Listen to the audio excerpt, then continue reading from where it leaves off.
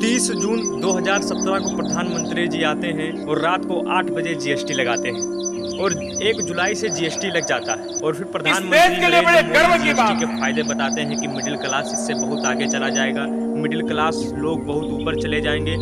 और प्रधानमंत्री जी जीएसटी को लागू कर देते हैं, 1 जुलाई से लागू हो जाता है जीएसटी का नया सत्र। और तमाम गोदी मीडिया और तमाम पत्र और तमाम अखबार दिखाते हैं कि किस प्रकार से जीएसटी लगने से कितना फायदा हो जाएगा।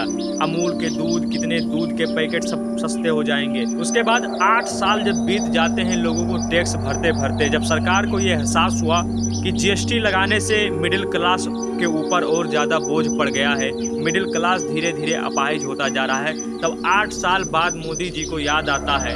फिर 8 साल बाद मोदी जी नया एक जीएसटी बचत करते हैं। आखिर जब ये बात सही थी, अगर आपने जीएसटी फायदे के लिए लगाया था तो 8 साल लोगों को इतना टैक्स भरते भरते आखिर आपके दिमाग में कैसे आ गया कि लाओ फिर जीएसटी को घटा दे।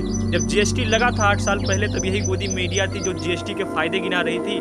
और जब जीएसटी कम हुआ है आज, तब यही गोदी मीडिया है जो आज जीएसटी के कम होने के फायदे गिना रही है। और जीएसटी कितना कम हुआ है वो भी आप कुछ समय बाद पता कर लेंगे कि जीएसटी की कितनी, जो 20 की चीज़ें थी वो केवल 18 की होंगी या 17 की होंगी, बस उससे ज़्यादा कुछ नहीं। बच्चों के जीवन के साथ पेंसिल से, रबड़ से लेकर, दूध से लेकर, छाछ से लेकर, मटर के दाने से लेकर हर जगह पर आपको जीएसटी पे करने पड़ेंगे। सरकार की रियल हकीकत ये है। तो जो सामने भी आई, विपक्ष ने यही आवाज़ उठाया था, लेकिन विपक्ष की आवाज़ को दबाया गया था और अंततः वही हुआ कि सरकार को हार मानना पड़ा और जीएसटी को कम करना पड़ा। वैसे कोई बहुत विशेष जीएसटी को कम नहीं किया गया, मगर कम किया गया।